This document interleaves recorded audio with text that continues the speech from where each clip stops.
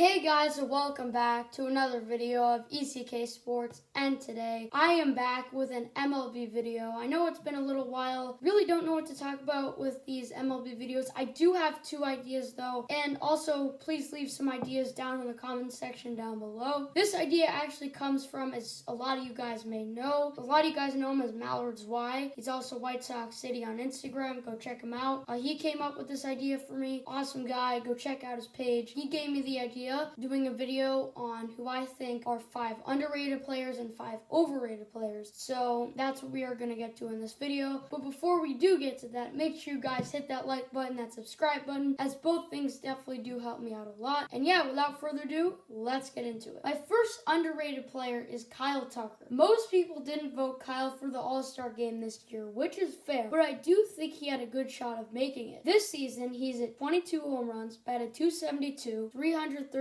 on-base percentage, of .519 slugging, which gives him a very good OPS of .853. A lot of people don't talk about Tucker or appreciate how good he actually is. Most people talk about Alvarez and Altuve and Correa when they're talking about the Astros, but Tucker is also there. And I hope this video shows that he's a very good young MLB player. My first overrated player is someone that's on most overrated players lists, and that is Javier Baez. What can I say? Like, this is especially for Cubs fans, and I know he's not on the Cubs anymore, but the Cubs fans still overrate him massively. While he has 24 homers and 69 RBIs, outside of those two numbers, the power numbers, he has not done well. He's just so inconsistent. He is the definition of inconsistent. He strikes out way too much. His defense is still pretty good, but yeah, it has slipped. And he's still batting, and he's batting .243, not so hot. .289 on base, not so hot. .476 slugging is good. And of course, a .764 OPS is also really good. He's a power guy. The only good thing about his numbers is his power numbers. And in my opinion, to be a very good hitter in the league, you have to have something other than home runs that's good about you. Like, at least Joey Gallo gets walked a lot. Javier Baez does not. And also, Joey Gallo, obviously, his defense has gone way up,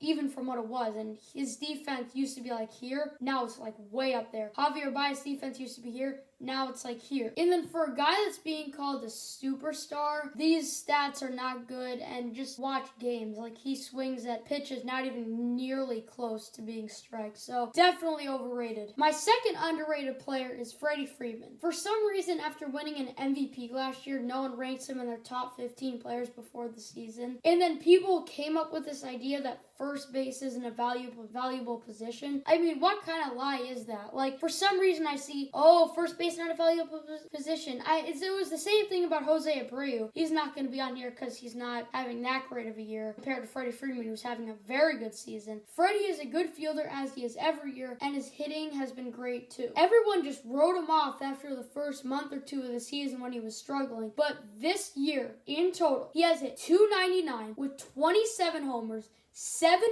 RBIs, a .396 on base, and a .516 slugging to give him a .912 OPS. Yeah, he's a very good player, because I'm like, oh yeah, Freddie Freeman's pretty underrated. Then when I actually looked at his stats, I did not expect them to be this good. The fact that he is not being graded in the top 15 of players after winning an MVP last year, being a very good defender at first base, and batting .299 with 27 homers and a .912 OPS. My next overrated player is JT Realmuto. He's just not the best catcher in baseball anymore. I would say Will Smith is better. I would say Yasmani Grandal is better. And there are so many other names out there. This season, he's hitting .262 with 14 homers, 56 RBIs, a .347 on base, .451 slugging, and a .797 OPS. We all knew Realmuto as a guy that was like the best balance between hitting and fielding. We never really considered him the best fielding catcher. Usually most people considered him like top 2, more number 2 than 1. And then for hitting, most people never thought of him as the best hitting catcher in the league.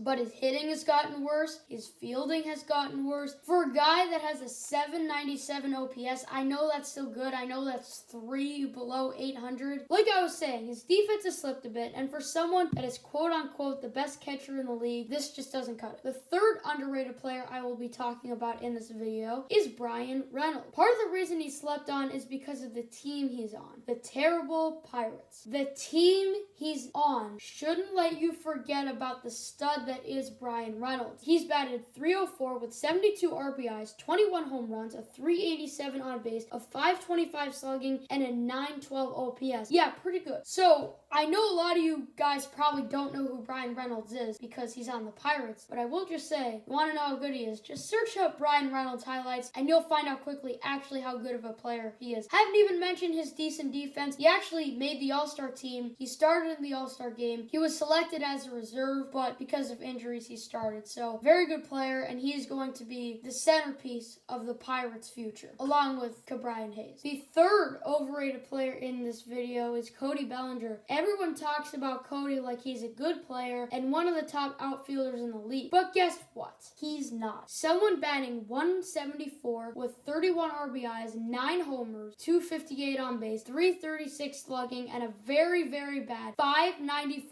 OPS. That's just not it. Like, I don't know how you can say that Cody Bellinger is one of the top outfielders in the league with those numbers. My next underrated player is Joey Votto. My gosh, Joey Votto is underrated. Probably the most underrated player in the entire video. And actually, because I'm only doing hitters this video, probably the most underrated player in the entire MLB. Everyone acts like he's washed because he's old and like 37 and that he's not a good player. But people fail to realize that he is still amazing. He's hitting .280 with 28 homers, 81 RBIs, a .377 on base, a .575 slugging, and a .952 OPS. Oh yeah, that's pretty good. Since the All-Star break, he has gone off. I believe he went on a streak where he had like 8 home runs in a row. Well, eight home runs in 8 consecutive games, and it's been a big reason why the Reds, if the season ended when I am recording this video, would be in the playoffs. If the All-Star teams were selected right now, Joey Votto would 100% be an All-Star. The fourth overrated player on this list is YADIER Molina. Yadi just isn't it anymore. This year he's hit .259 with 8 homers, 51 RBIs, a .304 on base, a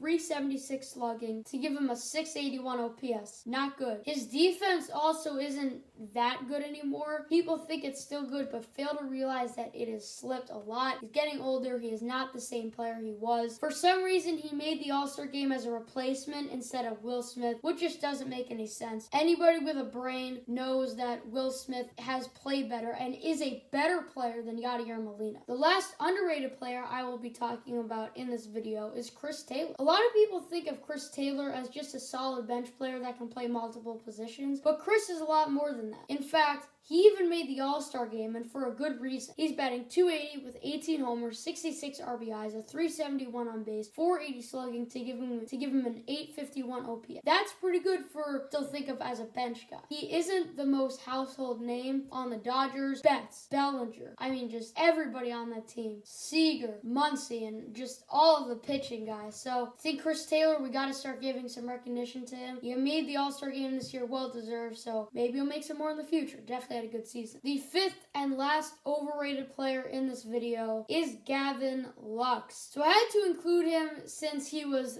top 3 among NL second basemen in All-Star fan voting. Anyone who voted Gavin Lux into the All-Star game is crazy. First of all, he's batting .222 with 6 homers, 37 RBIs, 303 on base, 342 slugging, and a 645 OPS. I don't know how any of those stats are worthy of the All-Star game, and even when it was All-Star weekend, his stats were similar to that. Not really good. There's no reason why anybody should have voted him into the All-Star game. He did not deserve it. None of those stats are good, but Gavin is still young with potential, and I think he can make a lot of improvements as he gets older, but he's not at that level yet, and a lot of people just won't accept the fact that he isn't. Anyway, guys, thank you guys for watching, and if you did enjoy, make sure you guys hit that like button, that subscribe button. This was a very fun video to make, and I hope you guys enjoyed watching it. And I just realized that there was a lot of Dodgers players in this video. I mean, I put 10 players in here, and there were 3 Dodger players, so more talking about the Dodgers. Like, they aren't getting talked about enough. But anyway, see you guys next time. Peace.